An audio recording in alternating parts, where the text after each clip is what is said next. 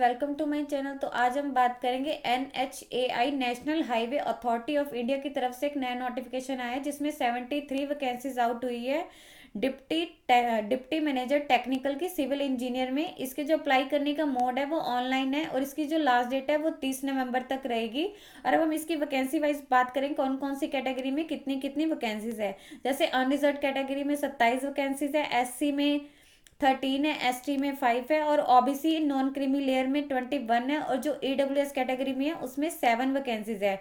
और इनमें जो आउट ऑफ मतलब 73 वैकेंसीज है इसमें जो 4 वैकेंसी है वो पर्सन विद यहाँ पे ले PWBD वालों के लिए मतलब रिजर्व है। इसके अलावा यहाँ पे इन्होंने इसका पे स्केल दिया है। इसमें जो आपका पे स्केल रहेगा वो 7 CPC के अकॉर्डिंग रहेगा, यानी जो आपकी सैलरी है वो 15,600 से लेके 39,100 के बीच रहेगी। प्लस आपका 5400 का आपका जो ग्रेड पे रहेगा। और इसके अलावा जो वैकेंसीज है डायरेक्ट रिक्वायरमेंट है।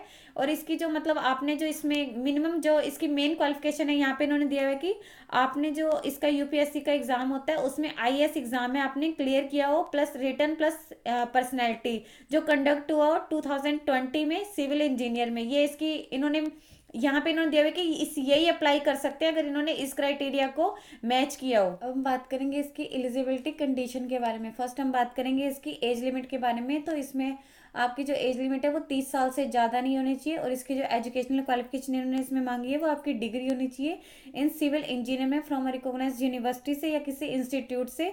और इसके अलावा जो इसकी रिक्वायरमेंट क्राइटेरिया है इन्होंने लिखा कि डायरेक्ट रिक्वायरमेंट है जो इस किस बेसिस पे है ये आपकी जो फाइनल मेरिट है आपके जो रिटर्न जो इसका इन्होंने लिखा है कि जो UPSC के द्वारा एग्जाम कंडक्ट होता है IES का।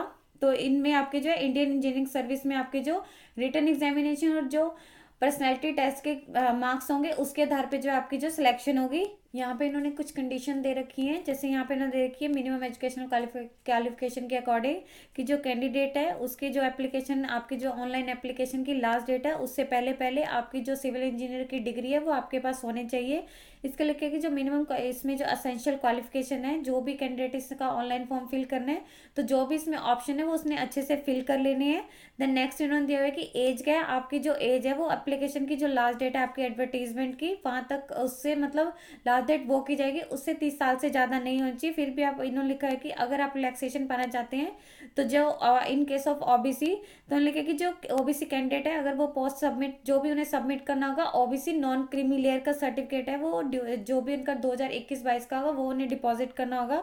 फर्दर अगर कैंडिडेट उसमें इंडिकेट होना चाहिए कि वो क्रीमी लेयर से मतलब बिलोंग नहीं करता है तो ही उसका जो सर्टिफिकेट होगा वो मान्य होगा। इसके अलावा अगर कैंडिडेट है EWS सेक्शन के लिए मतलब कैटेगरी के लिए फॉर्म भर रहा है कैटेगरी के लिए रिलेटेड भर रहा है तो उसके पास जो है मतलब इसी का 2021 या 2021 का जो है एक इनकम एंड असेट सर्टिफिकेट होना चाहिए वो उन्हें इसके साथ अटैच करना है। अगर वो SC या ST के लिए भर रहा है तो उसका भी सर्टिफिकेट होना चाहिए। और लिखे कि अगर आप एक बार मतलब उसमें कोई भी कम्युनिटी भर देते हैं तो उसके बाद वह चेंज नहीं होगा। देन उन्होंने लिखा है कि आपको जो भी इसमें फॉर्मेट रहेगा सर्टिफिकेट का वो मतलब जो भी गवर्नमेंट के द्वारा इशूड होता है उसी फॉर्मेट में होना चाहिए। इसके अलावा यहाँ पे इन्होंने जे में आप देखेंगे तो सूटेबल कैटेगरी दे रखी है बेंचमार्क डिसेबिलिटीज और जो फिजिकल रिक्वायरमेंट है वो यहाँ पे दे रखी है कि ए में जैसे कौन कौन सी है स्पेसिफिक लर्निंग डिसेबिलिटी है यहाँ पे सिटिंग स्टैंडिंग ये दे रखी है आप यहाँ पे जाके चेक कर सकते हैं।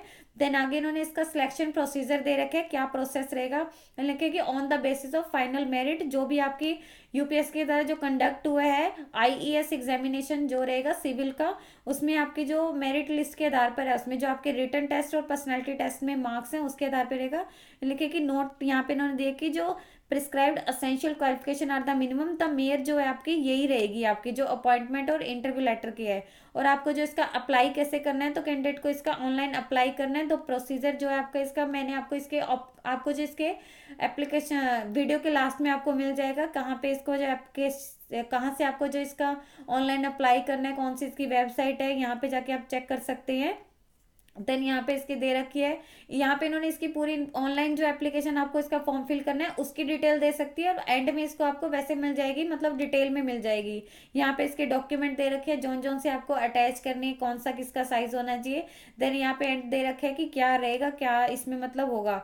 इसके अलावा इंपॉर्टेंट दे रखे है कि कैंडिडेट को जो भी इसमें मतलब अपना कॉन्टैक्ट नंबर भरना है, डिटेल्स भरनी है, वो करेक्ट भरनी है, और एक एक्टिव ईमेल आईडी भरनी है, जो उसका मतलब कॉरेस्पॉन्डेंस होगा उसी पे ही आएगी जो इन्फॉर्मेशन वगैरह है। इसके रिगार्डिंग कोई भी ने रिक्वेस्ट या क्वेरी नहीं कर सकते हैं। देन इन्होंने लिखे कि एप्लीकेशन आपका जो रहेगा वो ऑनलाइन ही होगा, और कॉरेस्पॉन्डेंस जो भी इसका क्राइटेरिया है, इसलिए लिखा है कि आपको जो इसमें डिटेल्स वगैरह भरनी है वो जो आपके 10th या सर्टिफिकेट में होंगे वही भरनी है। Candidate have to advise to submit the online procedure.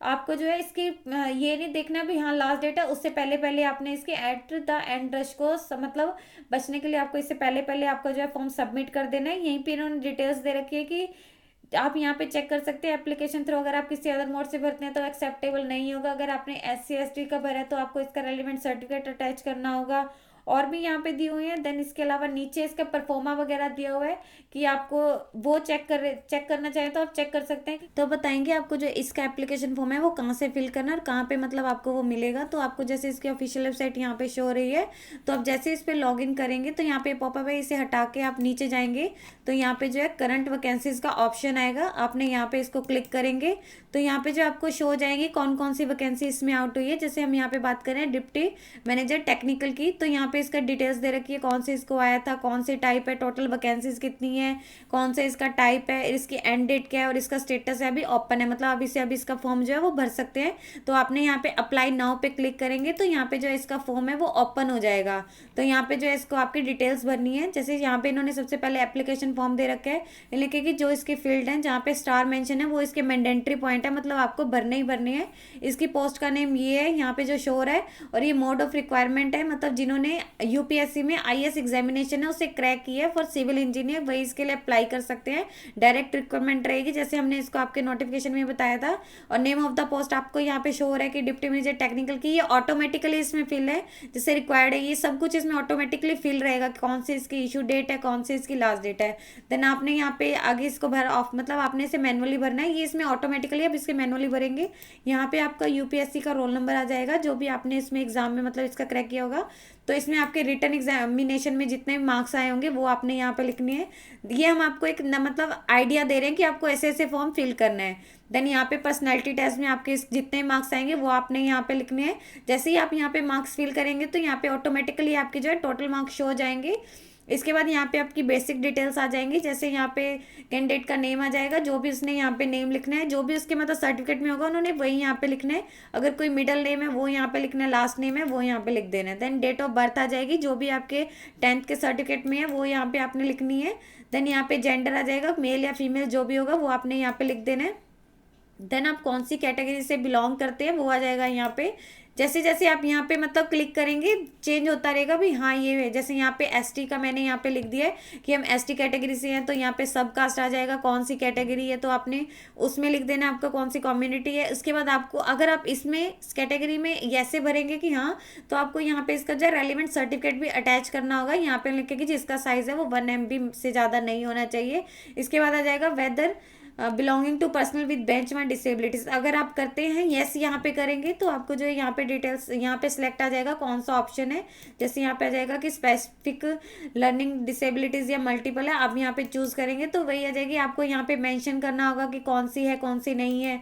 Then यहाँ पे आपको जो है इसका रेलिवेंट सर्टिफिकेट भी लगाना होगा। अगर आप नो करेंगे तो ऐसा कोई डिटेल्स नहीं बनी है, बट अगर येस करेंगे तो आपको इसकी पूरी डिटेल में इन्फॉर्मेशन देनी है और आपका जो इसका रेलिवेंट सर्टिफिकेट है वो भी इसके साथ अटैच करना होगा। यहाँ पे लिखे कि उसका साइज है वो 1 MB से ज़्यादा नहीं होना चाहिए। इसके बाद यहाँ पे रिलेशनशिप आप जो भी भर रहे हैं, फादर ऑफ जो भी रहेगा वो लिखना है आपने यहाँ पे। जैसे फादर है तो आपने फादर है, देन फर्स्ट नेम लिखना है, उनका फर्स्ट नेम क्या है, मिडल नेम, लास्ट नेम जो भी रहेगा। इसके बाद आपका यहाँ पे एड्रेस आ जाएगा, कोई मतलब कॉरेस्पॉन्डेंस एड्रेस या कम्युनिकेशन के लिए एड्रेस है वो आपने भर देना है। कौन सी सिटी है, कौन सी स्टेट है, जैसे यहाँ पे मैंने लिख दिया कि दिल्ली से है तो यहाँ पे लिख देना है, वहाँ का पिन कोड लिखना है जो भी 6 डिजिट का पिन कोड रहेगा। देन इसके बाद अगर दोनों सेम है तो आप यहाँ पे ऐसे कर सकते हैं, परमानेंट एड्रेस तो आपको यहाँ पे भरने की जरूरत नहीं रहेगी। बट अगर यहाँ पे आप करेंगे कि टिक नहीं करेंगे तो आपको यहाँ पे डिटेल्स है वो इसकी सारी की सारी फिल करनी पड़ेंगी। इसके बाद यहाँ पे कॉन्टैक्ट डिटेल आ जाएंगी, जो भी कैंडिडेट की रहेंगे उसका वैलिड ईमेल आईडी यहाँ पे लिखनी है आपकी, जो भी मतलब जिस पे ये कम्युनिकेट करें। इसके अलावा आपका जो 10 डिजिट का मोबाइल नंबर रहेगा वो आपने यहाँ पे भरना है। और इसके आगे इन्होंने स्टार लगाया तो इनके कंपलसरी यहाँ आपने भरने ही भरने, मैंडेटरी पॉइंट है आपके। इसके अलावा यहाँ पे अगर आपका कोई ऑफिस का फ़ोन नंबर है तो वो आपने लिख देना है, विद एसटीडी कोड। यही आपका कोई आप अदर देना चाहते हैं तो वो आपने यहाँ पे लिख देना है। इसके बाद डिटेल्स ऑफ एजुकेशनल क्वालिफिकेशन की आ जाएंगी, 10th से मतलब वो स्टार्ट है, यहाँ पे 10th की आ जाएगी। फर्स्ट इन्होंने दे रखी है, सीरियल नंबर में 10th है, कौन से इंस्टीट्यूट से की है, कौन से बोर्ड से की है, आपका स्कूल नेम आ जाएगा, अगर कौन से बोर्ड से की है वो आ जाएगा। देन कौन से ईयर में पास की है, सब्जेक्ट आपने कौन से स्टडी किए हैं, और आपका जो परसेंटेज है या ग्रेडिंग है वो क्या थी आपने यहाँ पे लिख देनी है। इसके बाद आपका +2 का आ जाएगा, आपने कौन से इंस्टीट्यूट से की है, बोर्ड से, यूनिवर्सिटी से, ये सेम आ जाएगा। क्या आपने कितने की पास की है, कौन कौन से सब्जेक्ट की है और कितने परसेंटेज है। थर्ड में आ जाएगी आपकी मतलब ग्रेजुएशन की, आप यहाँ पे उसके सारे डिटेल्स लिख देने। अगर आपकी और भी स्टडी है तो आप यहाँ पे ऐड मोर करके अटैच कर सकते हैं कि हाँ ऐसे ऐसे अगर आपकी और है तो आप यहाँ पे अपनी डिटेल्स यहाँ पे लिख सकते हैं। एक्सपीरियंस, अगर आपको कोई एक्सपीरियंस है तो आप यहाँ पे टिक करेंगे तो यहाँ पे इसके जो ऑप्शन आ जाएंगे, अगर है तो आपने यहाँ भर देने हैं। आपको कोई प्रीवियस एक्सपीरियंस है, आपने कहीं पे किया तो आप ऑर्गेनाइजेशन का नेम आ जाएगा, आपकी वहाँ पे क्या पोस्ट थी, आपने कब से मतलब वहाँ पे काम किया और कब तक किया, पीरियड फ्रॉम पीरियड टू। आपका जो है यहाँ पे पे स्केल क्या था वो आपने लिख देना। आपकी जो ड्यूटीज़ की है डिस्क्रिप्शन लिख देनी है कि क्या क्या थी। अगर आपने एक से ज़्यादा ऑर्गेनाइजेशन में काम किया तो आप और भी यहाँ पे लिख सकते हैं कि ऐड मोर प्रीवियस, तो यहाँ पे भी आपके ऑर्गेनाइजेशन का नेम आ जाएगा। देन यहाँ पे इसके बाद इन्होंने डॉक्यूमेंट अपलोड का ऑप्शन दिया हुआ है कि आपको कौन कौन से डॉक्यूमेंट अपलोड करने हैं। फर्स्ट यहाँ पे आ जाएगी आपकी फोटोग्राफ आ जाएगी, कैंडिडेट को यहाँ से सिलेक्ट कर देनी है, लिखे कि जो आपकी फोटोग्राफ की स्कैन कॉपी है वो ओनली होनी चाहिए या तो जेपीजी फॉर्मेट में या जेपीईजी फॉर्मेट में या पीएनजी में या फिर जेएफ इमेज में। तो उसका जो साइज़ है वो 1 MB से ज़्यादा नहीं होना चाहिए। यहाँ पे आपके सिग्नेचर आ जाएंगे, ये भी इन्होंने लिखा है कि उसका जो साइज़ है वो 1 MB से ज़्यादा नहीं होना चाहिए। इनमें जो सभी डॉक्यूमेंट है उसका साइज उन्होंने लिखा है कि 1 MB से ज़्यादा नहीं होना चाहिए, फॉर्मेट वही है आपका जो भी इन्होंने दिया है कि जेपीईजी में या जेपीईजी में, पीएनजी में या जीआई इमेज में होनी चाहिए। इसके बाद यहाँ पे प्रूफ ऑफ आपका 10th डेट ऑफ बर्थ का आ जाएगा, क्लास 10th का सर्टिफिकेट आ जाएगा डेट ऑफ बर्थ के लिए। देन वो आपने यहाँ पे अटैच करना है। इसके बाद जो आपकी सिविल इंजीनियर डिग्री का सर्टिफिकेट होगा वो आपने यहाँ पे अटैच करना है। इसके बाद यहाँ पे अगर एक्सपीरियंस आपने ऊपर भरा है तो आपका एक्सपीरियंस का सर्टिफिकेट आ जाएगा। इसके बाद आपकी जो ऊपर जैसे इन्होंने बताया था कि यूपीएससी में आपने अगर यहाँ पे आईएएस एग्जामिनेशन है, सिविल में आपने अगर किया है क्रैक तो उसका यहाँ पे डिटेल्स है, मार्कशीट आ जाएगी, वो आपने यहाँ पे अटैच करनी है। देन उनका जो इंटरव्यू कॉल लेटर होगा यहाँ पे लिखेगी बाय यूपीएससी, जो कॉल लेटर दिया होगा बाय अपेयरिंग इन आईएएस में क्लियर होने के लिए, तो यहाँ पे आपने मतलब यहाँ पे आपने अटैच करना है इसके साथ चूज फाइल करके। इसके बाद यहाँ पे इन्होंने आपके जो डिक्लेरेशन है वो आपने यहाँ पे रीड कर लेनी है कि जो भी मैंने अपनी वैकेंसी या इसके एडवर्टीजमेंट से रिलेटेड जो भी इन्फॉर्मेशन इसमें भरी है वो मेरे अकॉर्डिंग या सही है, नॉलेज है। अगर कहीं पे भी लगता है कि गलत है तो मेरा जो भी इसमें अपॉइंटमेंट रहेगी उसे कैंसिल किया जा सकता है बिना किसी रीजंस के। तो इन्होंने लिखा कि मैं जो अपने ये डॉक्यूमेंट होंगे, ये मतलब जो भी मैं इसमें भर रहा हूँ जब भी मेरा इंटरव्यू, तो मैं यहाँ पे लिखे कि इन सपोर्ट ऑफ इन्फॉर्मेशन फिर जो रिक्वायर्ड बाय, जब भी इसकी जरूरत होगी तो मैं करूँगा। तो आप अगर इससे रीड कर अग्री करते हैं तो आई अग्री है तो आप इन्हें अग्री कर देना है। देन यहाँ पे आप नेक्स्ट करेंगे, तो जैसे ही आप यहाँ पे नेक्स्ट करेंगे तो नेक्स्ट ऑप्शन आ जाएगी। आपने जो मैंडेटरी फील्ड है जैसे मैंने यहाँ पे नहीं भरे हैं तो यहाँ पे रेड आ रहा है, अगर आप इसे सारा भरेंगे तो वहाँ पे एक मतलब ऑप्शन आ जाएगा आपका एडिट आ जाएगा, फाइनल आपको प्रीव्यू आ जाएगा आपके जो फॉर्म का होगा। अगर आप उसमें एडिट का आएगा और सबमिट का आएगा, अगर आप उसमें कुछ एडिट करना चाहते हैं तो आप उसे एडिट कर लीजिएगा, अदरवाइज आप उसे अगर लग रहा है कि आपको सारी डिटेल्स आप उसे सबमिट करेंगे तो उस पर एक यूनिक रेफरेंस नंबर आएगा जो आपकी ईमेल आईडी पे आ जाएगा, वो आपने इसे सेव कर लेना आपके फ्यूचर रेफरेंस के लिए। ये आपका फॉर्म भरने का पूरा फॉर्मेट रहेगा और ये आपको ऑनलाइन ही भरना है, ये आपको जैसे बता दिया डिटेल्स में जाके कैसे भरना है। यदि आपको इससे रिलेटेड और अधिक जानकारी चाहिए तो आप इसकी ऑफिशियल वेबसाइट पर जाकर चेक कर सकते हैं, जिसका लिंक मैं आपको डिस्क्रिप्शन बॉक्स में डाल दूंगी।